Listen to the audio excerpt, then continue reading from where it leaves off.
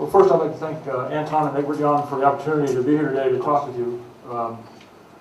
I will say that I'm really pleased to see the number of folks here that did participate in Urban Challenge 07. One of the reasons I'm here is because I just had so much fun doing the Grand Challenges over the last 5 years. Throughout my career, I've probably had the most fun in my career working on these challenges, both in organizing them and in interacting with the teams, because it really does form a community. I'm going to just talk through what was accomplished and maybe more importantly, what wasn't accomplished. Because I think there are folks that look at them and say, well, obviously cars can drive by themselves, they drove in cities, they drove across the desert, what's left to do? Well, in reality, there's a whole lot left to do. And DARPA typically doesn't talk a whole lot about what's left. Let's see. Which way? If you like, you can also use this one. Use this mouse. I guess. The remote one or this one? Should I use this one or not? That's fine. This is fine. This is just a brief outline of what I'm going to be talking about, a little bit of my background and my company, and then walk you through sort of what we did, what remains, and how it applies to the GCDC. I actually am from a small company in the U.S., Airborne Technologies. We're only about 35 folks. We're located near Washington, D.C. We're predominantly an aerospace company. We actually build some small little UAVs. We fold them up and launch them out of sonobuoy tubes off of a P3. They're electric driven or gliders, depending on what the application is. And most of them are reconnaissance based. And we've had a pretty good time. We actually do all our own fab and in-house design work. And then we also do quite a bit of engineering consultancy for both industry and the Department of Defense. A little bit about my background. I'm an aerospace engineer by training, actually. I just got into this whole ground vehicle world here back in 04, late 03. I spent most of my time doing unmanned air vehicles, autonomous unmanned air vehicles.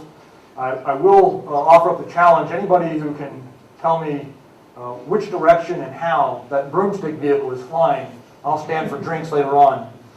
It was one of the more interesting little airplanes that I built back in the early 80s. These are all airplanes that I either built as a program manager or worked extensively on. And then got involved, as I said, in 2003, late 2003, in a series of the DARPA Grand Challenges. And I'm going to walk through sort of what went on there and, again, what we learned.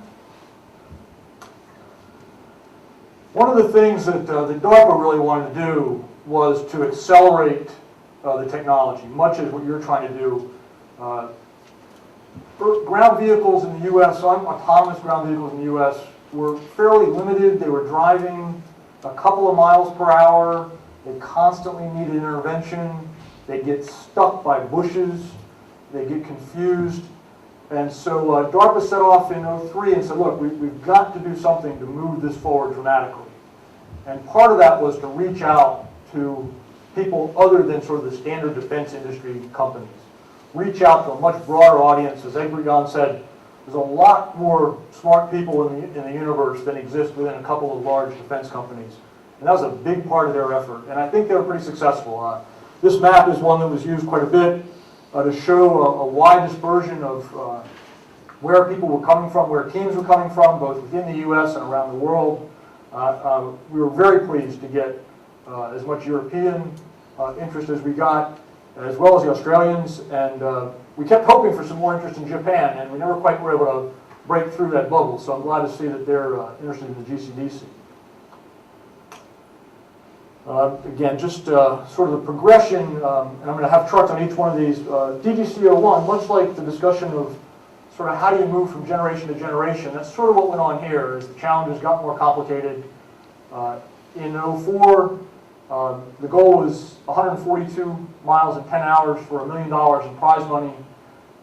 As many of you know, that the farthest any car got was about 7 miles.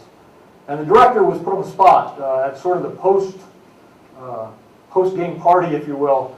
Someone in the audience asked him, what's next? This didn't go very well. What's the plan? And he rather extemporaneously stood up and said, okay, we'll do it again next year, and I'm going to double the prize money. And a bunch of us who had been organizing this thing were somewhat taken aback. A, we weren't so sure what the heck we were going to do in 12 months to put this back on, because we knew we couldn't do exactly the same thing. And B, we weren't exactly sure where the heck all this money was coming from. The nice thing about working for the director at DARPA is he has a huge amount of money available to him, and so for him to say he was going to double it, basically the comptroller of the organization got out his checkbook and started writing. It was much easier situation than what we face here. And then we moved on, as I said, to the Urban Challenge and tried to broaden out some of the participation and some of the prize money.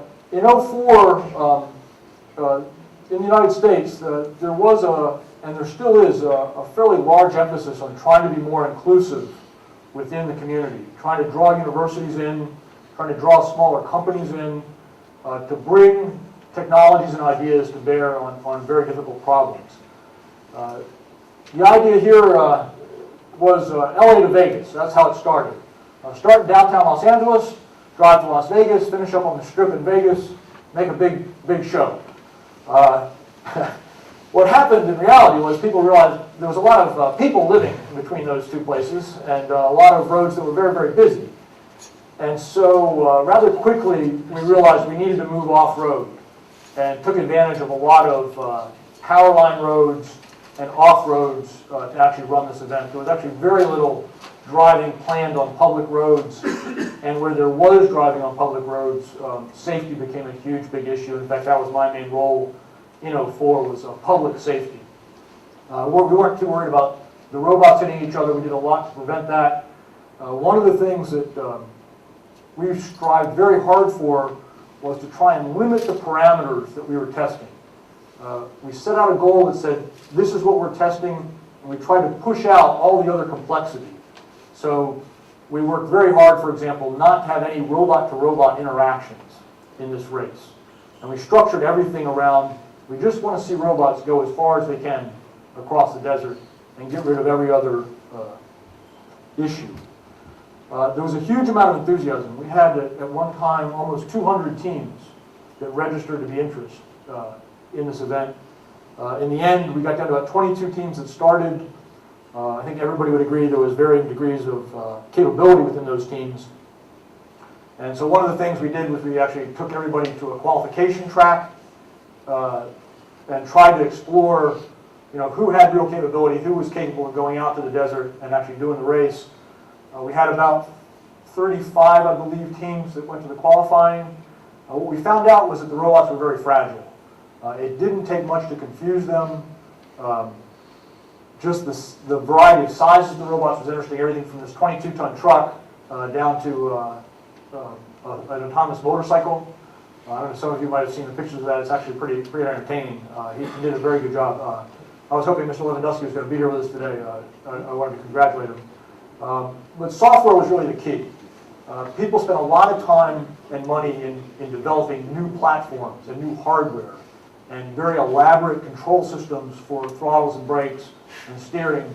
And that actually turned out to be a mistake, we realized, and I think the teams realized. The focus needed to be on the sensors and the software. The mechanical implementation of this, there's actually fairly simple ways to do it.